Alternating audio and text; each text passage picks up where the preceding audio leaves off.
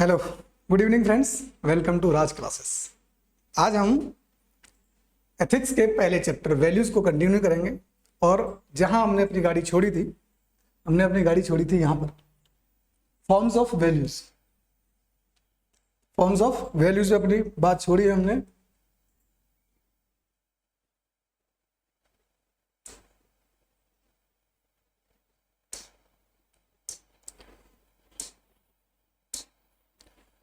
हमने बात करी थी लास्ट टाइम वैल्यूज के क्या फॉर्म है। हमने समझा था पिछले लेक्चर में वैल्यूज क्या है, वैल्यू का रोल क्या है, ये डिनोट क्या करती है। फिर समझा था बिलीफ क्या है, डेफिनेशन समझी थी कि mental building block of our thought है। और बिलीफ कैसा हो सकता है? रेशनल हो सकता है, इरेशनल हो सकता है, प्रूवन हो सकता है और अनप्रूवन भी हो सकता है। यहां तक हम बात कर चुके थे पिछले लेक्चर में। अगर समझना है दोबारा तो आप एक बार चैनल पर जाइए, वहां से प्लेलिस्ट है एथिक्स की, आपको वहां ये मिल जाएगा लेक्चर। ठीक है, आज अपन समझेंगे forms of belief. Forms of belief के बाद जो सेक्शन आएगा टाइप्स ऑफ बिलीफ। आज हमारा काम है बिलीफ के कितने टाइप्स होते हैं उनको समझना। पहला टाइप है कोर बिलीफ्स। कोर बिलीफ कौन से बिलीफ्स होते हैं? जो बिलीफ आपकी आइडेंटिटी को डिफाइन करे, आपकी या किसी कल्चरल ग्रुप की, एक इंडिविजुअल की या एक कम्युनिटी की। जो बिलीफ होते हैं वो बिलीफ अगर एक इंडिविजुअल की या एक कम्युनिटी की आइडेंटिटी को डिफाइन कर रहे हैं तो ऐसे बिलीफ्स कहे जाएंगे कोर बिलीफ्स। जैसे गीता को पवित्र मानना, ये आइडेंटिटी डिफाइन कर रहा है किसकी? हिंदू कम्युनिटी की। ऐसे ही कुरान को पवित्र कुरान के बारे में बिलीफ जो है वो इस्लाम का, इस्लामिक आइडेंटिटी का द्योतक है। ऐसे ही गुरु ग्रंथ साहिब,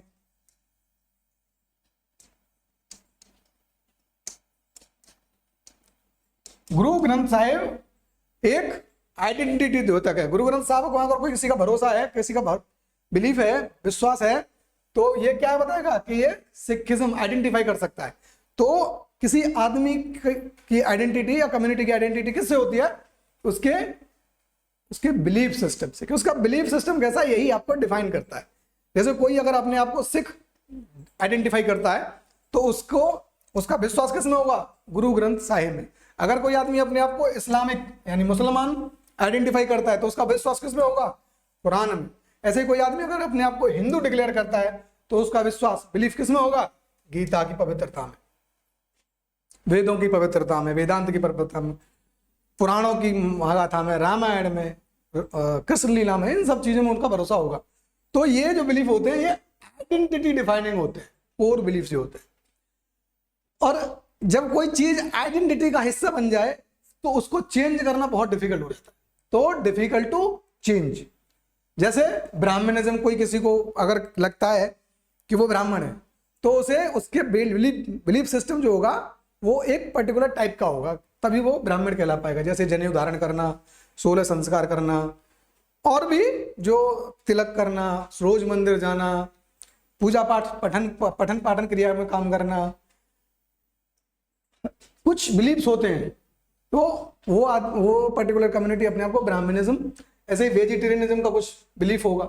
अगर कोई वीगन है प्रॉपर तो उसका भरोसा होगा ना, बिलीफ होगा कि वेजिटेरियन अच्छा है, वेजिटेरियन से नेचर बचती है, वेजिटेरियन समावेशी है, व्हाटएवर, तो वेजिटेरियन। अब कोई आदमी मान लो ब्राह्मण है, कोई आदमी ब्राह्मण है कोर,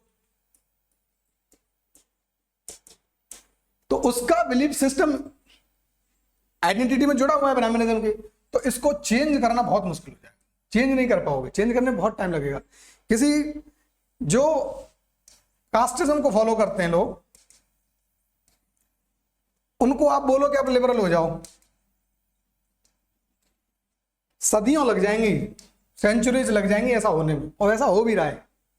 इंडियन सोसाइटी में अब मैट्रिमोनियल साइट्स आई थी पहले, फिर वो कास्ट में डिवाइड हो गई दोबारा।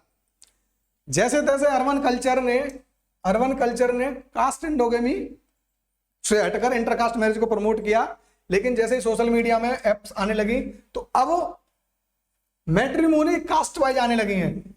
जैसे जाट मैट्रिमोनी सुनी होगी आपने, सिख मैट्रिमोनी सुनी होगी, तमिल मैट्रिमोनी सुनी होगी, ब्राह्मण मैट्रिमोनी सुनी होगी, जाटव मैट्रिमोनी सुनी होगी। मतलब टेक्नोलॉजी ने इनको प्रोग्रेस की बजाय अपनी रिजिडिटी में बांधने का और काम बढ़ावा दिया है। ऐसे कहते हैं कि जो बिलीफ सिस्टम कोर का हिस्सा हो जाए, तो कोर बिलीफ अगर कुछ आ जाए, जो कोर बिलीफ आ जाए तो उसको चेंज करना बहुत मुश्किल होता है। ऐसे ही कोई आदमी अगर ये मान गया, किसी का भरोसा हो गया कि एक वेजिटेरियनिज्म अच्छा है, जैसे मान लो आचार्य प्रसाद,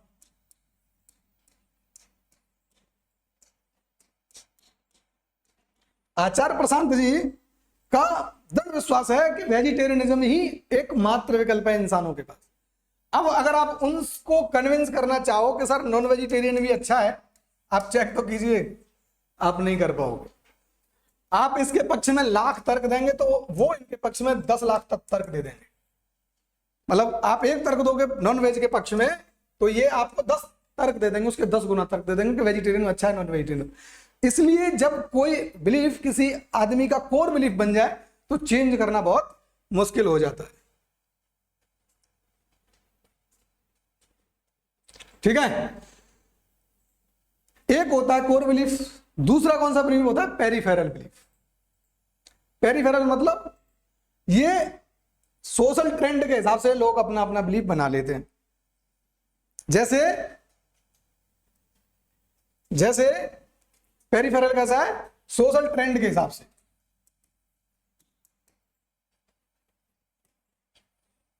सोशल ट्रेंड के हिसाब से लोगों में ये एक बिलीफ बैठ गया है, खासकर एलीट क्लास में, कि एप्पल का जो फोन है वो बेस्ट है। तो ये क्या है? ये ट्रेंड के हिसाब से सेट हुआ पेरिफेरल बिलीफ है। अगर कोई कंपनी दूसरी आए जो इसकी आधी कीमत पर इससे अच्छा फोन दे दे, गूगल पिक्सल मान लो, तो लोगों का बिलीफ बदल जाएगा, वो इस पर शिफ्ट करने लगेंगे। या वन प्लस अगर सेम फीचर दे देता है तो जो आदमी एप्पल खरीदने वाला था वो सस्ते में गूगल पिक्सल वाला फोन खरीद लेगा और उसका बिलीफ सिस्टम बदल गया। मतलब उसके बारे जो एप्पल के बारे में जो बिलीफ था वो चेंज हो गया, वो गूगल पिक्सल पे शिफ्ट हो गया, वन प्लस पे शिफ्ट हो गया, या सैमसंग गैलेक्सी सीरीज में चला गया। तो एक और एग्जांपल समझ लेते हैं। बहुत बार मॉडर्निटी के बारे में सोशियोलॉजी में जब अगला लेक्चर में लूंगा तो बताऊंगा कि मॉडर्निटी का असली मतलब क्या है, और हम खुद को जो मॉडर्न कहते हैं समझते हैं कि हम वाकई में मॉडर्न हैं। तो वेट करना उस लेक्चर का जब मैं डिफाइन करूंगा कि मॉडर्निटी क्या है और मॉडर्निटी के क्या कंपोनेंट है, और अगर कोई खुद को मॉडर्न बता रहा है तो वो कितना मॉडर्न है सच्ची में, मतलब रियलिटी में मॉडर्न है या स्यूडो मॉडर्निटी अपनाए हुए है, ये भी बात अपन करेंगे। तो मॉडर्निटी के बारे में लोगों का भरोसा है कि शॉर्ट्स कपड़े पहन लो, खासकर फीमेल कम्युनिटी में। उनको लगता है कि शॉर्ट्स पहनने से मॉडर्निटी आती है, उनको लगता है कि सिगरेट पीने से मॉडर्निटी आती है, उनको लगता है कि रात को देर तक टहलने से मॉडर्निटी आती है। लड़कों को कैसा लगता है कि सुपर बाइक लेने से मॉडर्न बनने की कोशिश करते हैं, वो दबंग चश्मे से बटन। सेविंग स्टाइल्स आपने देखे होंगे, बहुत से लोग बहुत तरह की सेविंग आ गई हैं आजकल दुनिया में। तो ये सब चीजें उनको मॉडर्न घोषित करने की एक मतलब उनको लगता है कि ये मॉडर्न है। बट जैसे ही ट्रेंड बदलता है ये चीजें बदल जाती हैं, उनका मामला बदल जाता है। नाइट पार्टीज करना, नाइट पार्टीज करी, इनका भरोसा है कि नाइट पार्टीज करना मॉडर्निटी का हिस्सा है, मॉडर्निटी का तरीका है। लेकिन जिस दिन एक दिन रेड पड़ गई सारा भरोसा खत्म हो गया। तो भरोसा जो एक भरोसा था, बिलीफ था, वो बदल गया सिचुएशन के हिसाब से, ट्रेंड के हिसाब से। और अच्छा एग्जांपल लेते हैं, कपड़ों में जो अपैरल्स होते हैं, एक जमाना रहा होगा अमिताभ बच्चन की मूवियों में जो बड़ा पैंट आता था ऐसे और इसके नीचे चेन लगी होती थी, याद है? आज से 10-20 साल पहले ये ट्रेंड खत्म हुआ, फिर जीन पे आए। जीन में बहुत बार प्रॉपर जीन आने लगी, फिर अब जीन्स जो आती हैं वो काट फीट वाली आती हैं, मुझे तो नाम भी नहीं पता क्या बोलते हैं उसको, 5-7 जगह से कटी होंगी। तो मॉडर्निटी के बारे में बिलीफ बदल रहा है। यहाँ ऐसा पैंट आता था जिसके नीचे चैन लगी होती थी, फिर स्विफ्ट हुआ जीन की तरफ, जीन अब चलेगी कटे जीन की तरफ, मतलब कटी फटी, क्या नाम है, कुछ नाम होता है उसका, पता नहीं, याद आएगा तो कभी बताऊंगा। तो कटी जीन्स अब लोग पहनने लगे हैं, यहाँ से कटी होगी, यहाँ से कटी होगी, 4 जगह कटी होगी। तो बिलीफ बदल रहा है कपड़ों को लेकर। ऐसे ही कंजप्शन हैबिट्स में बिलीफ बदलता है। कंजप्शन हैबिट्स में बिलीफ बदलता है। जब तक लोगों के पास गेहूं नहीं हुआ करता था, गेहूं नहीं हुआ करता था, मतलब गेहूं की पैदावार इंडिया में हरित ग्रीन रिवॉल्यूशन के बाद आई। ग्रीन रिवॉल्यूशन से पहले के टाइम में मिलेट्स का यूज ज्यादा होता था इंडिया में, तो भरोसा था कि millets is the best food. बाद में जैसे गेहूं का इंट्रोडक्शन हुआ, हरित क्रांति से गेहूं का उत्पादन बढ़ा, गेहूं की अवेलेबिलिटी बढ़ी, लोग गेहूं पे शिफ्ट कर गए। तो खाने की चीजों के बारे में जो भरोसा होता है वो भी बदलता रहता है। समझ में आया? तो पेरिफेरल बिलीफ्स वो बिलीफ्स हैं जो समय के साथ सोसाइटी की डिमांड के हिसाब से बदलते रहते हैं। ठीक है, ये आइडेंटिटी से रिलेटेड नहीं होते मैनी टाइम्स। जैसे कोर बिलीफ आइडेंटिटी को डिफाइन करते हैं, इस तरह ये नॉर्मल, अब फटा कपड़ा पहनने से थोड़ा ना बताएगा कोई ब्राह्मण है कि हिंदू है कि मुस्लिम है। कोई भी आदमी फटा कपड़ा पहन सकता है, फटी हुई जींस। चेंज करना इजी है। आप एक आदमी फटा हुआ जींस पहना हुआ, 4 जगह से फटी हुई है, तो 4 जगह से फटी हुई जीन के बारे में उसकी राय को बदलना बहुत आसान है, और वो प्रॉपर जीन्स में और बिल्कुल शॉर्ट्स में आ सकता है। तो चेंज करना आसान है। जैसे लोगों को भरोसा होता है कि 12th करने के बाद इंजीनियरिंग कर लो, और इंजीनियरिंग करने के बाद ग्रेजुएशन करने के बाद आईएएस करो। लेकिन जब उसे हार जाता है, थक जाता है 5-6 अटेम्प्ट देकर, फिर वो ढूंढता है पॉलिटिक्स में, डाटा एनालिस्ट बन जाए, पॉलिसी रिसर्च में मेंबर बन जाए, फैकल्टी बन जाए। तो उसका आईएएस के बारे में जो बिलीफ था कि IAS the best job, 5-6 attempt दिए, नहीं हुआ, फिर वो ढूंढेगा अपॉर्चुनिटी, पॉलिटिक्स अच्छी है, डाटा एनालिटिक्स अच्छा है, पॉलिसी रिसर्च अच्छी है, whatever as per the demand the market और availability of your resources and skills. तो उसके हिसाब से आपका बिलीफ बदल रहा है, कैरियर अपॉर्चुनिटी के बारे में बिलीफ बदल जाता है। जैसे बहुत क्लियर कर लो, जैसे 12वीं में बच्चे को लगता है 2-3 ही ऑप्शन होते हैं उसके पास, या तो वो 12वीं करके ग्रेजुएशन में इंजीनियरिंग कर ले, या मेडिकल पढ़ाई कर ले, या कुछ और कर ले। जब यहाँ ग्रेजुएशन करने के बाद 4 साल बाद उसे रियलाइज होता है कि यार इंजीनियरिंग बनने से बेहतर है आईएएस बनना। देखो यहां मान रहा है लड़का, लड़की मान रही है कि इंजीनियरिंग करूंगा या मेडिकल करूंगा या सीए करूंगा, ये 3 ऑप्शन है, इन 3 में से कर लिया मान लो, फिर बाद में एहसास हुआ कि नहीं भाई इन तीनों से बेहतर है आईएएस। आईएएस के 5 अटेम्प्ट दिए, एहसास हुआ कि नहीं हुआ, फिर ये ढूंढेगा politics, data analyst, policy researcher, whatever, और faculty in the same line, या डायलॉग, या मूवी में चला जाएगा, जो भी करेगा ये सारे काम वो करेगा। तो देखो 12वीं से 3-4 साल बाद ही आईएएस के लिए मूड बदल गया। अभी वो इंजीनियर मेडिकल पढ़ाई करना चाहता था, सीए बनना चाहता था, ये सब कर लिया ग्रेजुएशन, बाद में बदल आईएएस अच्छी चीज है, आईएएस अटेम्प्ट दिए नहीं हुआ, फिर पॉलिटिक्स अच्छी लगेगी। मतलब चेंज हो रहा है रिपीटेडली। तो peripheral beliefs are rapidly change. समझा पाया मैं अपनी बात? ठीक है, चलो आगे चलते हैं। आगे क्या है? आगे है अपना टॉपिक, यहां तक हमने वैल्यू और बिलीफ समझ लिया। अब समझेंगे फीचर्स ऑफ वैल्यू, कि अगर कोई बात वैल्यू है तो उसके क्या फीचर है, मतलब कैसे आइडेंटिफाई करेंगे कि कोई बात वैल्यू में शामिल करी जाएगी या नहीं करी जाएगी, कोई चीज वैल्यू में बनेगी नहीं बनेगी। देखो फीचर है कि अगर कोई वैल्यू होगी तो ये एक स्टैंडर्ड होगा, किसका? एक्शन को डायरेक्ट करने के लिए, एक्शन को डायरेक्ट करने के लिए, बिहेवियर को या एक्शन को डायरेक्ट करने के लिए क्या है? ये एक डायरेक्शन देगी वैल्यू, स्टैंडर्ड, एक स्टैंडर्ड प्रोवाइड करेगी ताकि कोई आदमी अपने एक्शन और बिहेवियर को डायरेक्ट कर सके, स्टैंडर्ड देगी। जैसे आप घर में हो, आप पिताजी की भूमिका में हो, आप फादर हो घर के, तो अब आपकी वैल्यूज ही डिसाइड करेंगे कि आपका रोल क्या होगा, मतलब आप क्या करेंगे, एक्शन क्या होगा। फैमिली की सेफ्टी सिक्योरिटी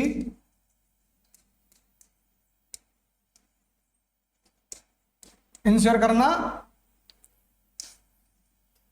इसकी जिम्मेदारी हो गई। तो स्टैंडर्ड दिया कि नहीं दिया कि भैया फैमिली की सेफ्टी और सिक्योरिटी इंश्योर कौन करेगा, being a father you. Value concern किससे है, कैरेक्टर्स। आप जिन जिन बातों का अपने कैरेक्टर में समावेश करते हो वैल्यूज का, वही आपका कैरेक्टर बनाती है। जैसे वैल्यूज कैरेक्टर कैसे बनाती हैं, एक इंडिविजुअल है ए और एक इंडिविजुअल है बी, इसकी वैल्यू सिस्टम में क्या है, कंपैशन है, टॉलरेंस है, और ये इंटेलेक्चुअल भी है, इंटेलेक्ट भी है, और ये ऑनेस्ट भी है, इसमें लॉयल्टी भी है। ये वैल्यूज इस इंडिविजुअल ए को एक टाइप का कैरेक्टर बनाएंगे। कैरेक्टर कैसा बन गया, लिबरल, डेमोक्रेटिक,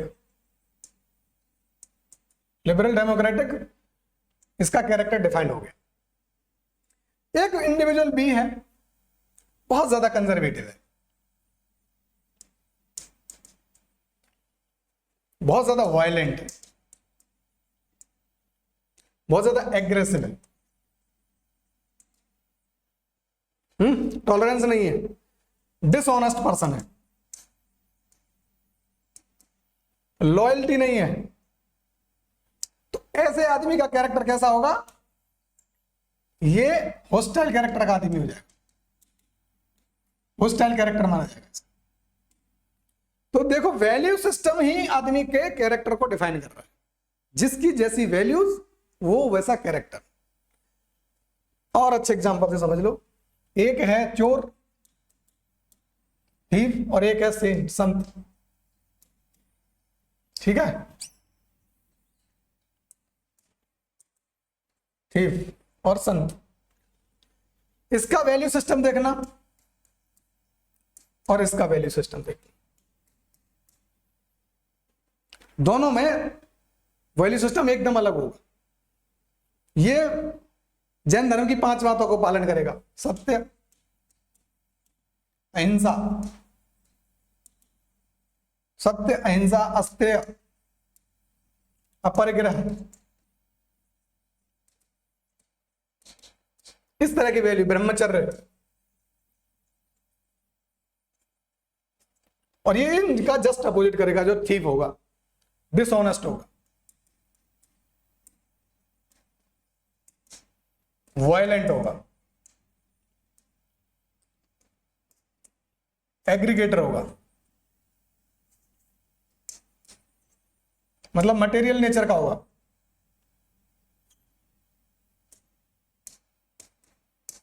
मटेरियलिज्म को फॉलो करेगा,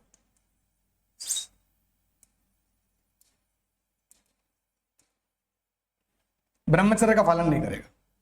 तो कैरेक्टर डिसाइड कैसे हो रहा है, आपके वैल्यू सिस्टम से, जिसकी जैसी वैल्यू सिस्टम उसका कैरेक्टर वैसा। समझ पाया ना अपनी बात, कि कैसे वैल्यू सिस्टम कैरेक्टर को डिफाइन करता है, कंसर्न करता है कैरेक्टर को। अब तीसरी बात क्या है, ये एक्वायर्ड है। एक्वायर्ड मतलब ये जन्मजात नहीं आता, मतलब आपका जन्म हो गया किसी पर्टिकुलर फैमिली में, इसका मतलब ये नहीं कि आप में पर्टिकुलर टाइप की वैल्यू आ ही जाएंगी। ये एक्वायर्ड है, इंडिविजुअल सेंट्रिक है। इंडिविजुअल सेंट्रिक है। इंडिविजुअल सेंट्रिक कैसे होता है, क्योंकि स्कूल ए है, कोई स्कूल ए है, इसमें एक स्टूडेंट बी है और एक स्टूडेंट सी है। मैनी टाइम्स आपने देखा होगा कि इस बच्चे की जो सेट ऑफ वैल्यूज हैं वो इससे अलग होगा, हो सकता है। जैसे ये ऑनेस्ट पर्सन हो, ऑनेस्ट बच्चा हो, होमवर्क टाइम पे करके देता हो, झूठ न बोलता हो, डिसिप्लिन हो, इसमें हो सकता है। इनोवेटिव हो और टॉलरेंट हो। ये इस तरह के वैल्यूज को एक्वायर कर रहा है। उसी स्कूल में, उसी क्लास में पढ़ने वाला बच्चा शैतान भी होता है तो डिसऑनेस्ट हो। जब स्कूल नहीं आना तो अपनी किसी बूढ़े आदमी को मार देना कि आज मम्मी मर गई, कल पापा मर गए, परसों दादा मर गए, नानी मर गई, बकरी मर गई, जो भी है डिसऑनेस्ट। मतलब उसे स्कूल ना आने का बहाना चाहिए। साइकिल में हवा नहीं थी, मोटरसाइकिल है तो गाड़ी में तेल नहीं था, या पेट में दर्द था, बुखार आ गया था, कुछ भी, बारिश हो गई थी, हजार बहाने बना देगा। उसी स्कूल में पढ़ने वाला बच्चा है, उसी क्लास में। तो एक्वायर्ड है मतलब आदमी अपने जीवन में वैल्यूज को एक्वायर करता है अपनी चॉइस के हिसाब से। उसे लगता है कि आराम करना ज्यादा बेहतर है, मेहनत कम करना बकवास चीज है। पढ़ोगे लिखोगे, कुछ बोलते ना वो, तो कोई फायदा नहीं है उसका पढ़ने लिखने का। ऐसे एटीट्यूड के भी लोग होते हैं। वायलेंट होगा, टॉलरेंट नहीं होगा, इनटॉलरेंट होगा, इनटॉलरेंट होगा, नॉन टॉलरेंट। इनोवेटिव नहीं होगा बिल्कुल भी, रूढ़वादी होगा, कंजर्वेटिव होगा। डिसिप्लिन नाम के नीचे होगी, अनडिसिप्लिन होगा। तो हमने देखा कि एक ही स्कूल में पढ़ने वाले, उसकी एक क्लास में पढ़ने वाले दो लोगों ने अलग अलग वैल्यू सिस्टम को अपनाया, एक्वायर किया। तो हम कह सकते हैं कि values are acquired, values are acquired in nature. मतलब हम सीखते हैं, जन्मजात हमको नहीं मिलती। तो इनहेरेंट नहीं है, ये इनहेरेंट नहीं है। वैल्यू कोई भी इनहेरेंट नहीं होती है, वो तो आपके ऊपर है कि आप उसको एक्सेप्ट करना चाहते हो या नहीं करना चाहते हो। किस तरह के वैल्यू सिस्टम को अपनी पर्सनैलिटी में लाओगे, ये इंडिविजुअल सेंट्रिक कहानी। क्योंकि दुनिया में ज्ञान तो सब तरह का है बटा, अब कौन सा ज्ञान आपने बटोरा अपने लिए, ये आपके ऊपर है। ठीक है,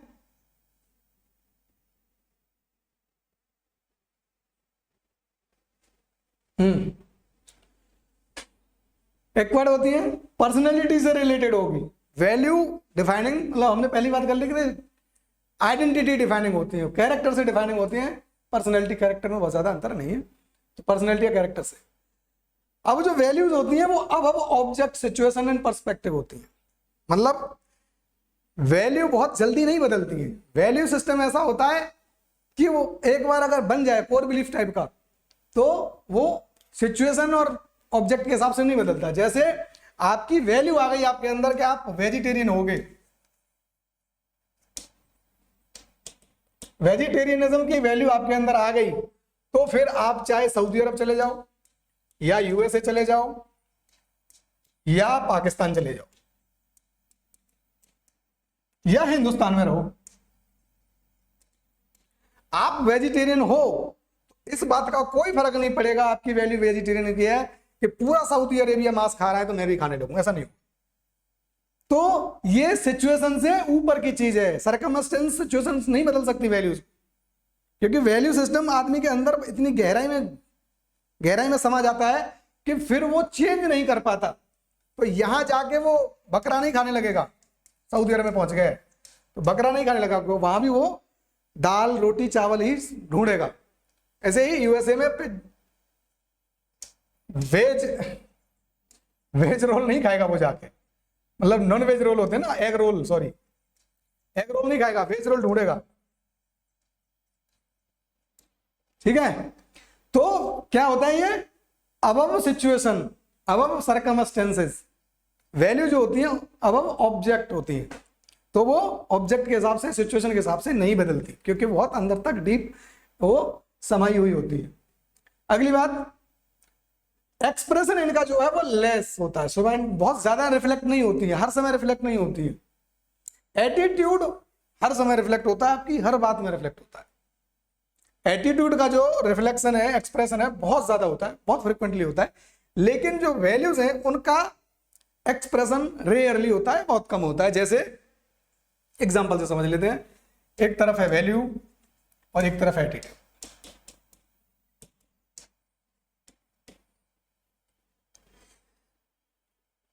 एक सिचुएशन लेते हैं,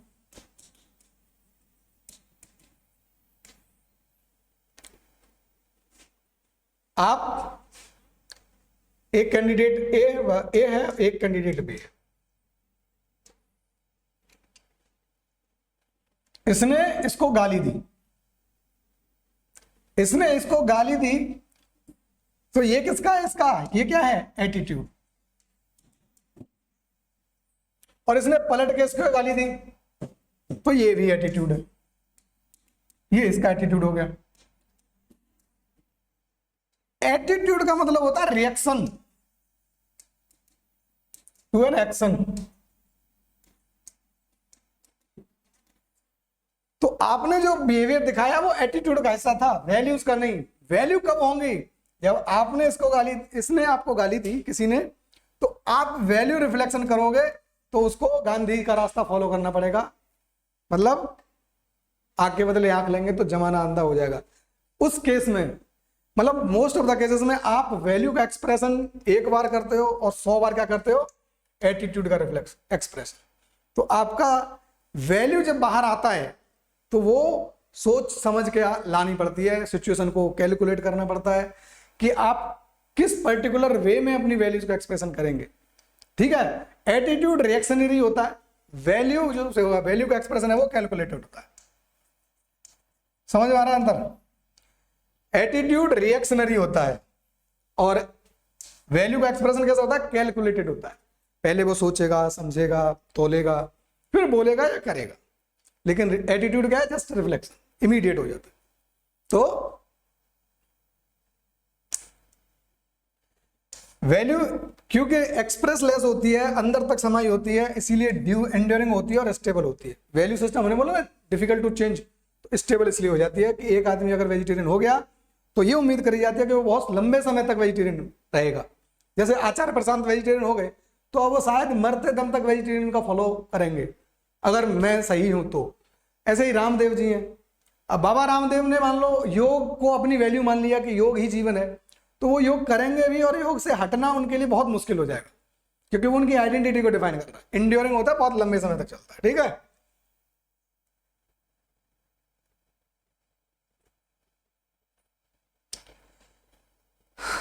फीचर समझ लिए, 5-6 फीचर थे। क्लासिफिकेशन समझ लेते हैं कि वैल्यूज का क्लासिफिकेशन,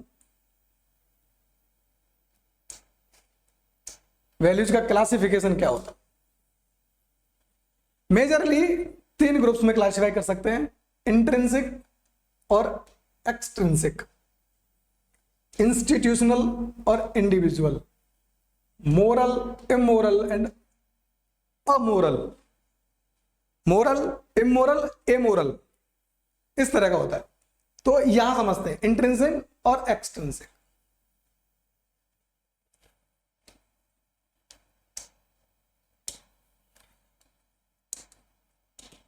इंट्रिंसिक वैल्यू क्या होती है? इंट्रिंसिक को इंस्ट्रूमेंटल वैल्यूज भी बोलते हैं।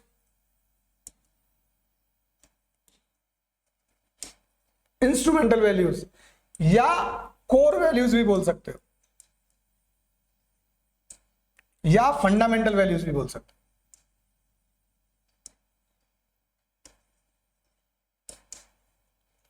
इंट्रिंसिक बोलो, इंस्ट्रूमेंटल बोलो, कोर वैल्यू बोलो, फंडामेंटल वैल्यू बोलो, ठीक है, ये सब एक ही नाम है। ये वो वैल्यू होती है जो आइडेंटिटी को डिफाइन करती है, आइडेंटिटी को डिफाइन करती है। और आइडेंटिटी को डिफाइन करने के साथ और क्या करेंगी? ये वैसी वैल्यू है जो बहुत ज्यादा इंपॉर्टेंट है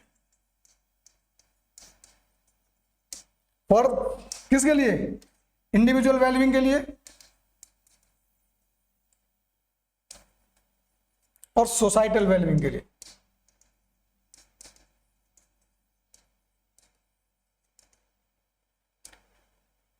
समझते कैसे? जैसे वैल्यू ऑफ एक्सीलेंस,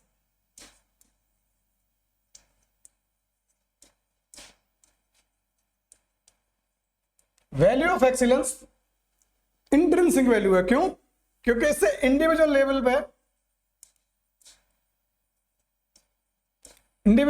पे स्किल बढ़ेगा, प्रोडक्टिविटी बढ़ेगी, और जब प्रोडक्टिविटी बढ़ेगी तो क्या होगा? लाइफ स्टाइल अच्छा हो जाएगा।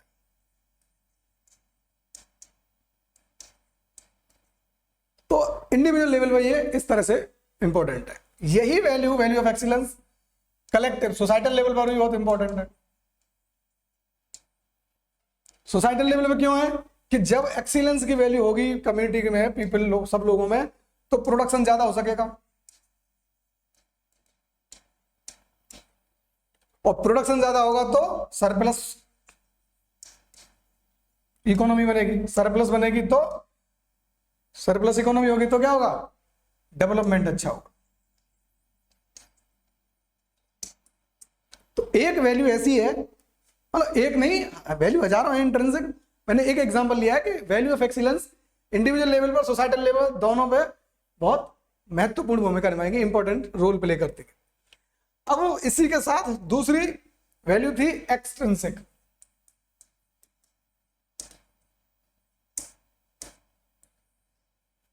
एक्सट्रिंसिक वैल्यू, अब वो एक्सट्रिंसिक वैल्यू कौन सी होगी? जो इंस्ट्रूमेंटल वैल्यू को पाने के लिए काम करे। जैसे अब तुम्हें एक्सीलेंसी हासिल करनी है, तो क्या करना पड़ेगा? हार्ड वर्क करना पड़ेगा। तो हार्ड वर्क कैसी वैल्यू हो गई? Extrinsic value. अगर एक्सीलेंसी हासिल करनी है तो क्या करना पड़ेगा? परसिवरेंस।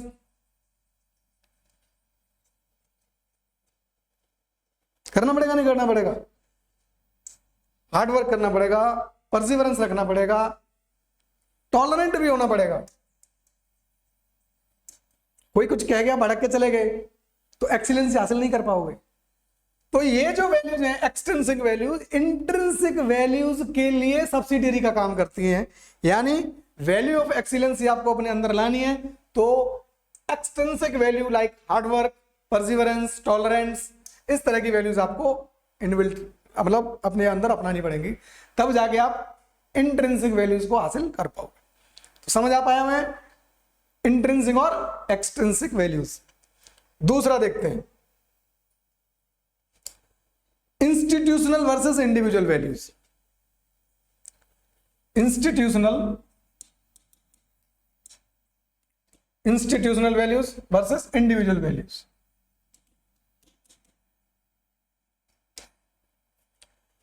इंस्टीट्यूशनल मतलब एक इंस्टीट्यूशन को प्रॉपरली रन करने के लिए उसके मेंबर्स को जो वैल्यू चाहिए वो इंस्टीट्यूशनल वैल्यू बन जाती है। किसी भी ऑर्गेनाइजेशन में डिसिप्लिन सबसे जो है सबसे जरूरी वैल्यू है। अदरवाइज एक अब जा रहा है, एक उधर जा रहा है, एक इधर जा रहा है, कोई 9 बजे जा रहा है, कोई 10 बजे जा रहा है, कोई 11 बजे जा रहा है, तो ऑर्गेनाइजेशन ठीक से काम नहीं कर पाएगी। सेम टाइमिंग होगा, सेम डिसिप्लिन से लोग आएंगे जाएंगे, तो इंस्टीट्यूशनल वैल्यू ऐसी होती है जिससे पूरी कलेक्टिव इंटरेस्ट फुलफिल हो। तो जो वैल्यूज कलेक्टिव इंटरेस्ट के साधने के लिए बनती हैं उनको कहते हैं इंस्टीट्यूशनल वैल्यूज। ठीक है। प्रॉम्प्टनेस मतलब आने वाली दिक्कतों को भांप कर काम करने की कैपेबिलिटी इंस्टीट्यूशंस को जरूरत पड़ती है ताकि अपना नाम अपना काम आगे बढ़ा सके। Quality delivery, quality plus timely delivery अगर ना हो तो ऑर्गेनाइजेशन ठप हो सकती है। क्वालिटी ना दे तो कौन उसके प्रोडक्ट को खरीदेगा, और टाइमली ना दे तो भी नहीं खरीदेगा। तो ये इंडिविजुअल नहीं, इंस्टीट्यूशनल वैल्यूज है। इंडिविजुअल वैल्यू कौन सी होती है? जो एक इंडिविजुअल को अपनी लाइफ के लिए चाहिए, वो इंट्रिंसिक वैल्यू हो सकती है। जैसे परसिवरेंस, एक आदमी ही फॉलो करता है, इंस्टीट्यूशन बहुत ज्यादा परसिवरेंस पे भरोसा नहीं करते। आज आप एंटरप्रेन्योर बनो, आपने एक एंटरप्राइज खोली, आपको उम्मीद यही रहती है कि 6 महीने में, 4 महीने, 2 महीने में ये प्रॉफिट देना शुरू करे, अदरवाइज क्या करोगे? बंद कर दोगे। लेकिन परसिवरेंस इंडिविजुअल कैपेबिलिटी में ज्यादा काम आती है। लोग 10 साल, 20 साल, 50 साल, 70 साल तक वेट करते हैं वो हासिल करने का जो वो करना चाहते हैं। लेकिन क्या कोई 70 साल तक ऑर्गेनाइजेशन बिना फायदा कराए चलाई जा सकती है? नहीं चलाई जा सकती। अगर उसको एक्सटर्नल एड ना मिल रही हो तो किसी भी इंस्टीट्यूशन को, ऑर्गेनाइजेशन को 70 साल तक नहीं चलाया जा सकता, 50 साल तक नहीं चलाया जा सकता, 10 साल तक नहीं चलाया जा सकता। 10 महीने मुश्किल हो जाता है भाई। एक इंस्टीट्यूशन के तौर पर अगर आप अपनी यूटिलिटी सिद्ध नहीं कर पाए तो आपको 10 दिन नहीं चलने देगा कोई, जो फंडर है आपका, जो फंडिंग कर रहा है आपकी, ठीक है ना। लेकिन इंडिविजुअल लेवल पे क्या है, आईएएस की प्रिपरेशन करने वालों आपसे ज्यादा कौन जाने कि इंडिविजुअल लेवल में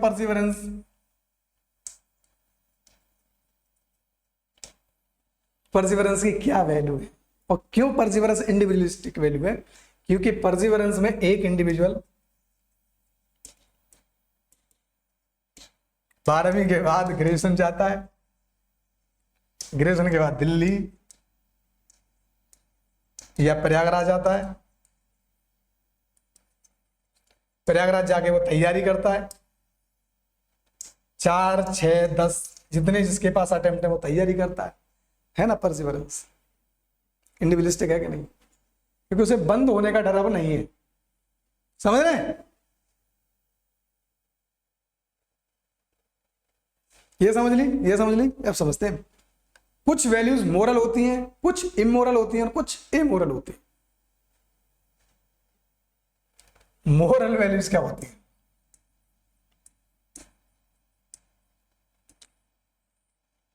हमने शुरुआत में समझ लिया था कि वैल्यूज ही क्या है। वैल्यू क्या है? एक बिलीफ है about what is important, belief है। और वो बिलीफ मोरल कब होगा? तो वैल्यू, मोरल वैल्यू कौन सी वैल्यूज हैं? जिन पे कलेक्टिव कंसाइंस एक तरह की है, कलेक्टिव कॉन्साइंस एक जैसी जिस वैल्यू पर हो जाए वो वैल्यू मोरल हो जाती है। यानी कलेक्टिव कॉन्साइंस का क्या मतलब है? Social recognition.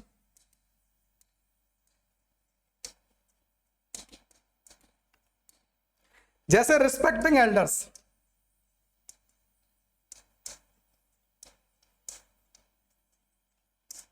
हमारे आपके बड़े बूढ़ों ने डिसाइड किया होगा 2-4 साल पहले कि बड़े आदमी को देखते ही छोटे आदमी को झुकना चाहिए या उसको रिस्पेक्ट करना चाहिए। उन्होंने अपने लिए किया था, ये पता नहीं किसके लिए किया था, सोसाइटी में ऑर्डर के लिए किया हो या रिबेलियन टेंडेंसी को कम करने के लिए किया हो, मुझे अभी एग्जैक्टली मैंने ऐसी रिसर्च की नहीं है। सोशियोलॉजी यही इंडिकेट करती है कि जो सोसाइटी के ठेकेदार थे बड़े उम्र में, दराज में, उन्हें लगा कि जो नया खून आ रहा है अगर वो झुकेगा नहीं तो रिबेल करेगा, और रिबेल करेगा तो जब व्यवस्थाएं उन्होंने बनाई है वो टूट जाएंगी, धराशायी हो जाएंगी। तो जो सिस्टम वो डेवलप कर रहे थे उस सिस्टम को कंटिन्यू करने के लिए जरूरी था कि यंग लोग एल्डर्स का रिस्पेक्ट करें। अब ये मत करना कि रिस्पेक्ट करना बंद कर दो माँ बाप का या टीचर्स का, मैं ये नहीं कहना चाह रहा। मैं इसके एसेंस में जाना चाह रहा हूं, समझाना चाह रहा हूं कि कोई वैल्यू कलेक्टिव रिकॉग्निशन कैसे लाके मोरल बनती है। रिस्पेक्टिंग एल्डर्स एक वैल्यू है कि नहीं है? वैल्यू है। ये जो रिस्पेक्टिंग एल्डर्स है ये मोरल वैल्यू है। मोरल वैल्यू क्यों है? क्योंकि इसको सोशल रिकॉग्निशन मिला हुआ है। तो सोशल रिकॉग्निशन क्यों दिया? कि जो ठेकेदार थे समाज के, जिन्होंने कुछ व्यवस्थाएं बनाई, क्या व्यवस्थाएं दी? कास्ट सिस्टम फॉलो करना है, इंडोगेमी फॉलो करनी है, अनटचेबिलिटी फॉलो करनी है, उन्होंने बनाया होगा ना। कोई तो महापुरुष रहा होगा सो कॉल्ड, जिसने बोला होगा कि अनटचेबिलिटी फॉलो करोगे तभी कास्टिज्म को कंटिन्यू कर पाओगे। तो ये किसी ने रूल बनाए। अब एक आदमी यंग पैदा हुआ, अगर ये रिस्पेक्ट नहीं करेगा एल्डर्स का तो मतलब उनकी व्यवस्थाओं का भी रिस्पेक्ट नहीं करेगा, और अगर व्यवस्थाओं का रिस्पेक्ट नहीं करेगा तो क्या करेगा? अदर कास्ट के साथ बैठेगा उठेगा, बड़ों को पसंद नहीं आएगा। बड़ों ने एक नियम बनाया कि भैया कास्ट फॉलो करो, इंडोगेमी फॉलो करो।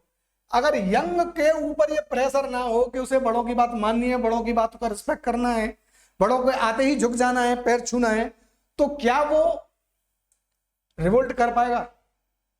नहीं कर पाएगा। तो इनकी रिवेलियंट टेंडेंसी को कम करने के लिए क्या वैल्यू बनाई गई कि भैया it's a good if you respect your elders, ये आपके लिए अच्छा रहेगा। तो ये वैल्यू कलेक्टिव हुई और मोरल हुई। अब समझ में आया?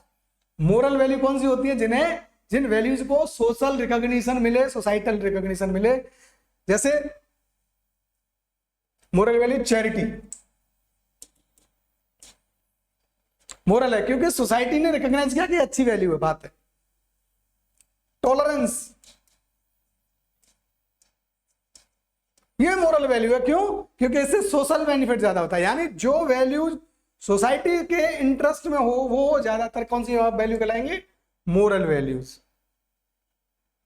ठीक है। सती भी कभी एक वैल्यू थी, सती प्रैक्टिस 1829 तक ये वैलिड थी भारत में, 29 में इसको खत्म कर दिया गया। तो ईसा पूर्व से लेकर 1829 तक, मतलब लगभग 2000 साल इधर और 2000 साल उधर। और शुरुआत में ये कहां से शुरू हुई है? ऐसा माना जाता है कि गुप्त काल में शुरू हुई थी, गुप्ता पीरियड में शुरू हुई है ये। तो गुप्ता पीरियड में 500 एडी के आसपास शुरू हो रही है, 512 एडी है लगभग, 512 एडी में शुरू हो रही है और 1800 तक चल रही है। कितने साल तक चली है ये? लगभग 1300 साल चली। एक प्रैक्टिस 1300 साल तक चलती रही, ये कैसे पॉसिबल हो सकता है? ये तभी पॉसिबल हो सकता है जब एल्डर्स का रिस्पेक्ट करना यंगर की ड्यूटी बना दी गई हो। वरना कोई जवान लड़की क्यों मरना चाहेगी? नहीं मरेगी तो क्या माना? अरे तूने तो घर वालों की बात नहीं मानी, बड़े बुजुर्गों की बात नहीं मानी, मर रही नहीं रही है, तेरा आदमी मर गया, तू क्या करेगी जिंदा रह के? बड़ों ने तो कोई रूल बनाया होगा अपने फायदे के लिए। इसमें फायदा क्या था? अंबेडकर का एनालिसिस इस पर यह कहता है, अंबेडकर जी कहते हैं कि सती प्रैक्टिस जो है कास्ट हेजिमनी को बनाए रखने के लिए थी। कास्ट हेजिमनी को बनाए रखने के लिए कैसे थी? क्योंकि अगर सती नहीं होगी औरत, मान लो 20 साल की लड़की है और उसका हस्बैंड मर गया, तो 20 साल की लड़की कुंवारी रहेगी अकेली, अलोन। और नेचुरल नीड्स आदमी को कंपेल करते हैं एक्स्ट्रा अफेयर्स बनाने में। और जो एक्स्ट्रा अफेयर बनेगा तो ये तो जरूरी है नहीं कि उसी कास्ट का आदमी होगा, नहीं तो आउटकास्ट का आदमी हो सकता है। और आउटकास्ट के आदमी ने अगर इससे शादी कर लिया, इससे संबंध बना लिया, तो कास्ट हेजमनी जो है वो खत्म हो जाएगी, कास्ट हेजमनी खत्म हो जाएगी। तो इसलिए उस जड़ को ही खत्म कर दो जो प्रोबेबली किसी और कम्युनिटी में जाके शादी वादी कर ले। इसलिए प्रैक्टिस लाई गई थी सती। अंबेडकर जी का ऐसा मानना था। जाके आप कास्ट एनिलिसिस पढ़ोगे तो इसमें मिल जाएगी। अंबेडकर जी की किताब बहुत अच्छी है, छोटी सी है, 20 पेज से ज्यादा की नहीं होगी। वो एक ऐसे है, वो बहुत बड़ा ऐसे नहीं है, तो 10-15 पेज में आप जाके पढ़ो, बहुत अच्छी, मतलब वो नोट है एक ऐसे, उसको पढ़ लो, आपको आइडिया पता चल जाएगा कि कास्ट हेजिमनी को बनाए रखने के लिए क्या क्या टूल्स थे। मैंने केवल एक सती का टूल उदाहरण दिया था, मैं उसमें हजारों टूल्स दे रखे हैं। मैं समझा पाया अपनी बात? मोरल वैल्यूज किसके लिए होती है? ज्यादातर सोसाइटी से कंसर्न होती है, और सोसाइटी उनको सैंक्शन देती है, सोसाइटी उनको बढ़ावा देती है अपने इंटरेस्ट को प्रिजर्व करने के लिए। अब आती है बात इमोरल की। इमोरल हमने पढ़ा, मोरल पढ़ लिया, मोरल वैल्यू, सोसाइटल वैल्यू जिन्हें सोसाइटी से रिकॉग्निशन मिला। इस एग्जांपल हो गया कौन सा? एल्डर, रिस्पेक्टिंग एल्डर्स,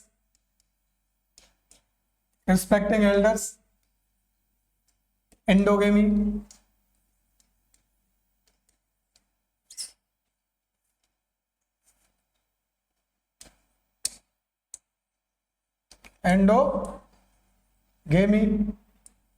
सती अब नहीं है लेकिन ठीक अभी, चाइल्ड मैरिज,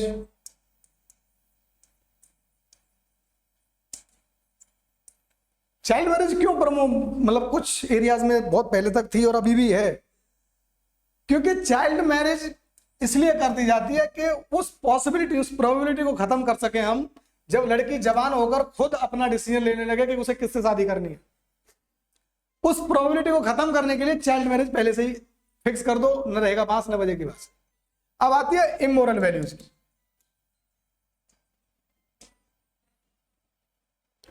इमोरल वैल्यूज कौन सी वैल्यूज होती हैं?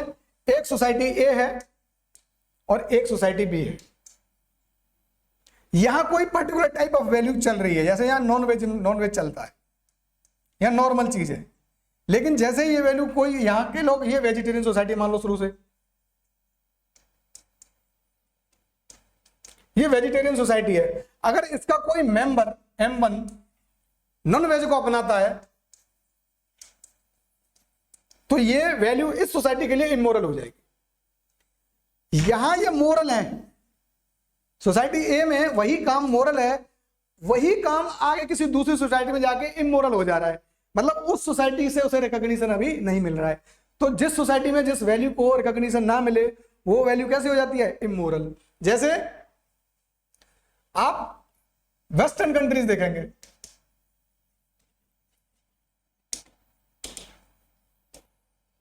वहां एक कंसेप्ट चला है ओपन मैरिज।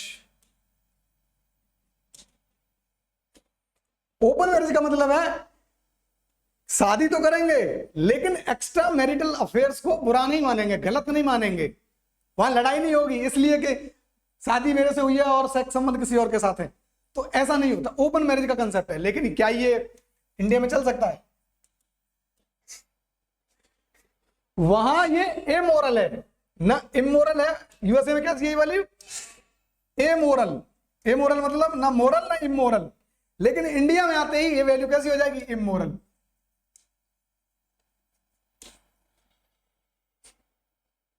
और एक तीसरी सोसाइटी ले लेते हैं जहां लोग पॉपुलेशन क्राइसिस से जूझ रहे हैं, मतलब उनके पास पॉपुलेशन बहुत कम है, तो वहां ओपन मैरिज एक स्टैंडर्ड बन जाएगा। मतलब सोसाइटी में पॉपुलेशन कम है, पॉपुलेशन बढ़ानी है, तो यहां इस बात को बढ़ावा दिया जाएगा कि ओपन मैरिज सब करें और लीगली आगे प्रमोट करेंगे। ऐसी भी सोसाइटी एग्जिस्टेंस में नहीं है, मैं एक हाइपोथेटिकल सिचुएशन बता रहा हूं। समझ में नहीं आता तो इस्लाम की हिस्ट्री पढ़ो। इस्लाम की हिस्ट्री में क्या है, उन्होंने एक मैन को कई वुमेन से शादी करने का अनुमति दी। तो क्यों दी? क्योंकि ये लड़ाके थे और सेना में जाते थे लोग, सेना बन के मर जाते थे। अब कई महिलाएं विधवा हैं, तो इन विधवाओं का क्या होगा बेचारियों का? इनके लिए इन्होंने रूल बना दिया कि एक आदमी 4, 5, 6 जितनों से करना चाहे कर सके, ताकि उनको शरण दे सके। समझ रहे हैं? दूसरा, क्योंकि इनको एक्सपेंशन करना है, एक्सपेंशन करने के लिए क्या चाहिए? सेना। और सेना किससे बनेगी? लोगों से। और लोग कैसे आएंगे? शादियों से। तो इन्होंने ज्यादा शादियों को प्रमोट किया, ज्यादा बच्चों को प्रमोट किया। क्यों? क्योंकि इनके यहां ज्यादा शादी करना और ज्यादा बच्चे पैदा करना, ज्यादा बच्चे पैदा करना इनकी जरूरत थी, इसलिए इसी बात को उन्होंने बता दिया मोरल है भैया। एक आदमी 6 लड़कियों से शादी कर रहा है और 36 बच्चे पैदा कर रहा है, तो इनके लिए मोरल हो गया। क्यों? क्योंकि वो उनकी डिमांड को पूरी कर रहा है। लेकिन जैसे ही मॉडर्निटी आई और यूएसए जैसे कंट्री कैपिटलिज्म में आए, उन्होंने पता चला, अर्बन लाइफ आई और पता चला कि अगर ज्यादा बच्चे होंगे तो कंजप्शन ज्यादा बढ़ जाएगा, खर्चा ज्यादा बढ़ जाएगा, इसलिए छोटी फैमिली, स्मॉल फैमिलीज को प्रमोशन मिला। तो यूएसए की वैल्यू कौन सी हो गई? Small family. तो वैल्यूज चेंज हो रही है कहां के? नीड के हिसाब से। कोई वैल्यू मोरल इमोरल नहीं होती, वो डिपेंड करता है कि किस सिचुएशन में आप ढूंढना चाह रहे हो, उसको कहां देख रहे हो।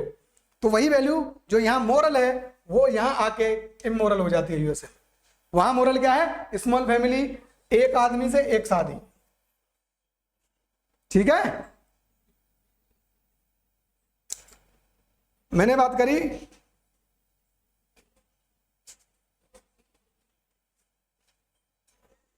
Moral values, immoral values, amoral values. Amoral values कौन सी होती हैं? एमोरल वैल्यूज वो वैल्यूज होती है जिनसे सोसाइटी बहुत ज्यादा आहत नहीं होती है। सोसाइटी को फर्क नहीं पड़ता कि आप क्या फॉलो कर रहे हो।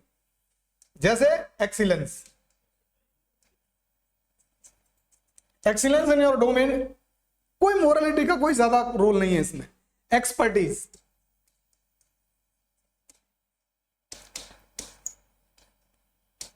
बहुत ज्यादा रोल नहीं है। अच्छा धावक, रेसर, अच्छा क्रिकेटर,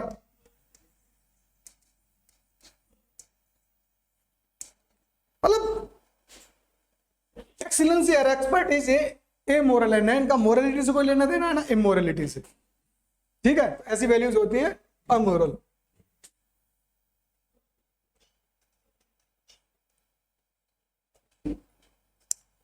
क्लासिफिकेशन ऑफ वैल्यूज हुआ।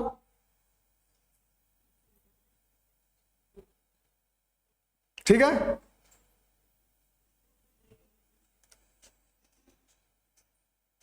वैल्यूज के टाइप क्या क्या है भाई, आइए समझते हैं वैल्यूज के टाइप्स। पॉलिटिकल वैल्यूज होती हैं कुछ, पॉलिटिकल वैल्यूज जैसे democracy, monarchy, socialism, communalism, secularism. Social values होती है कुछ जैसे inclusiveness, equality, tolerance, harmony. Economic values है कॉम्पिटिशन, प्रॉफिटेबिलिटी। प्रोफेशनल वैल्यू होती है merit, punctuality, efficiency. International value universal brotherhood, peace, harmony. Scientific value होती है ऑब्जेक्टिविटी, रैशनैलिटी। एस्थेटिक वैल्यू होती है ब्यूटी। तो इस तरह की वैल्यू आप कैटेगराइजेशन कर लोगे। जितना अच्छी तरह कैटेगराइजेशन जानोगे उतना बेहतर आंसर लिख पाओगे। आप डिफाइन कर सकोगे कि कौन सी वैल्यू पॉलिटिकल है और कौन सी सोशल। और पॉलिटिकल सोशल से इकोनॉमिक कैसे अलग होती है, उसमें प्रोफेशनल वैल्यू सबसे कैसे अलग होती है। कुछ वैल्यू सोशल इंटरनेशनल में हो सकती है कि नहीं हो सकती, कौन सी हो सकती है। साइंटिफिक वैल्यू सबसे अलग क्यों होती है, कौन सी होती है। एस्थेटिक वैल्यू कौन सी होती है और कैसे अलग। टाइप समझ लिए। अब समझते हैं ह्यूमन वैल्यूज। तो कुछ ह्यूमन वैल्यूज देखते हैं, डेफिनेशन समझते हैं सबसे पहले। Values which are universal, timeless, eternal and fundamentally good for human and society, वो ह्यूमन वैल्यू होती है। तो चार वर्ड टर्म्स हैं क्या, यूनिवर्सल होंगी, टाइमलेस होंगी, इटर्नल होंगी और फंडामेंटली गुड होंगी। एग्जाम्पल, पीस सोसाइटी के लिए बहुत जरूरी है। ट्रुथ सोसाइटी की वर्किंग के लिए बहुत जरूरी है। ट्रस्ट, करेज, काइंडनेस, टॉलरेंस, कंपैशन, ये ह्यूमन वैल्यूज है। अब वैल्यूज ऑफ लीडरशिप कौन सी होती हैं। वैल्यूज ऑफ लीडरशिप मतलब लीडर्स की वैल्यूज होंगी, वो होंगी विजन हो, कमिटमेंट है, परसिवरेंस है। रिफॉर्मर्स की वैल्यू कौन सी होती है, रीजन, ह्यूमनिज्म, इक्वलिटी, कंटेंटमेंट। और वैल्यूज ऑफ एडमिनिस्ट्रेटर्स कौन सी होती है, नॉन डिस्क्रिमिनेशन, डिसिप्लिन, लॉफुलनेस, लॉयल्टी और एफिशिएंसी। अब अंतर समझ पाए आप। सिलेबस में जो मेंशन है कि values of leaders, reformers and administrators, तीनों में अंतर है। इसकी वैल्यू इसके पास नहीं होती है ज्यादातर केस में, और इसकी वैल्यू इनके पास नहीं होती है। एक एडमिनिस्ट्रेटर के लिए आवश्यक है कि वो लॉफुलनेस हो, उसके पास लॉयल्टी हो, पॉलिटिकल एफिशिएंसी हो, डिसिप्लिन हो और नॉन डिस्क्रिमिनेशन हो। लेकिन ये लॉफुलनेस और लॉयल्टी आपको रिफॉर्मर्स में नहीं मिलेगी और लीडर्स में भी नहीं मिलेगी। क्योंकि अगर रिफॉर्मर्स और लीडर्स लॉयल होने लगे सोसाइटी के प्रति या लॉ के प्रति, तो वो रिफॉर्म नहीं कर पाएंगे, जो उनका कोर आइडिया है, कोर फीचर है। ठीक है, स्टेजेस कौन कौन सी होती है, किन स्टेज में वैल्यू डेवलपमेंट होता है। तो प्री कन्वेंशनल, कन्वेंशनल और पोस्ट कन्वेंशनल, इन तीन स्टेजेस में वैल्यू का डेवलपमेंट होता है। ये obedience, reward and disobedience punishment पे बेस्ड होती है। बेटा गिलास में पानी ले आ, लाया तो शाबाशी और नहीं लाया तो थप्पड़। ये प्री कन्वेंशनल तरीका है बच्चे को वैल्यू सिखाने का। तो रिस्पेक्टिंग एल्डर्स कहां से आता है, झुक, पापा आए नमस्ते कर, मम्मी आई है नमस्ते कर, चाचा आए नमस्ते कर, बोलते ना सब हम घरों में। कहाँ है ये प्री कन्वेंशनल पर काम चल रहा है अभी। पूछते ना, घर में कोई आया नया, भाई चाचा आया, चाचा आया, राम राम का चाचा, राम पैर छू ले। तो ये बातें जो बताई जाती हैं, ये प्री कन्वेंशनल लेवल की वैल्यू इनकल्केशन है। Conventional level, interpersonal accord and conformity, authority, social order and maintaining orientation. मतलब कन्वेंशनल लेवल पे आदमी खुद सोचता है और वैल्यूज को, उनकी महत्व को समझता है और उनको फॉलो करता है अपने हिसाब से। जैसे कन्वेंशनल लेवल पे तो समझते हैं ना, बड़े जब हम हो जाते हैं 15-20 साल से ऊपर के, तब समझते हैं कि अपन को शादी इंडोगेमी में करनी है। उनकी वैल्यू समझता है वो कि इंडोगेमी में करेंगे कन्फ्लिक्ट कम होगा, अपनी कास्ट में रहेगी तो सोसाइटी में मतलब रिपरकशंस कम झेलने पड़ेंगे। तो वो एक इंटरपर्सनल कन्फर्मिटी है, भाई पसंद से आदमी चुनता है, अपने लेवल पर चुनता है कि मैं कास्ट मैरिज करूंगा, इंटरकास्ट मैरिज या सेम कास्ट में मैरिज करूंगा। ऐसे ही दारू पीना, ड्रग्स लेना, ये सब कन्वेंशनल लेवल के हैं, वो खुद अपनी यूटिलिटी देखता है और वो अपनी चीजों को। एक होता है post conventional level. Post conventional level में सोशल कॉन्ट्रैक्ट ओरिएंटेशन होता है। अब आदमी उस लेवल में पहुंच जाता है 40-45 साल के बाद की एज, वो डिसाइड करने लगता है कि नहीं नहीं ये वैल्यू खराब थी, मैंने कास्ट मैरिज करके बड़ी गलती कर दी, कास्ट मैरिज से ऊपर उठना चाहिए था। ह्यूमन स्पीसीज का मतलब होता है रैशनैलिटी, कास्ट में कोई रैशनैलिटी है ही नहीं, तो कास्ट को मैंने गलत फॉलो किया, फिर वो प्रीचर बन गया। तो सोशल कॉन्ट्रैक्ट ओरिएंटेशन हो जाता है और यूनिवर्सल एथिकल प्रिंसिपल फॉलो करता है, ना कि कास्ट ओरिएंटेड, रीजन ओरिएंटेड। तो पर्सपेक्टिव उसका नैरो हो जाता है। यहां वो चूज कर रहा है, यहां वो चूज कर रहा है, यहां उसके पास चॉइस भी नहीं है। यहां चूज कर रहा है कि कौन सी वैल्यू फॉलो करेगा जो सोसाइटी में अवेलेबल है, और यहां वो चॉइस नहीं कर रहा है, क्रिएट कर रहा है। वो सोच रहा है, वो क्या कर रहा है, साइडलाइन कर रहा है, ये हटाओ, ये हटाओ, ये वैल्यू खराब है, ये वैल्यू खराब है, ये सही है, ये सही है, नई वैल्यू ला रहा है। तो वो यूनिवर्सल वैल्यूज पे जाता है, पोस्ट कन्वेंशनल लेवल। समझ में आई बात? कोई डेट फिक्स नहीं है कि इस उम्र से इस उम्र तक प्री कन्वेंशनल रहेगा, इस उम्र से इस उम्र तक पोस्ट कन्वेंशनल रहेगा, और इस उम्र से इस उम्र तक कन्वेंशनल रहेगा। तो कोई ऐसा फिक्स क्राइटेरिया नहीं है। ह्यूमन वैल्यूज का इनकलकेशन कैसे होगा, यहां के बाद अपन क्लास करेंगे कल से शुरू। Thank you very much.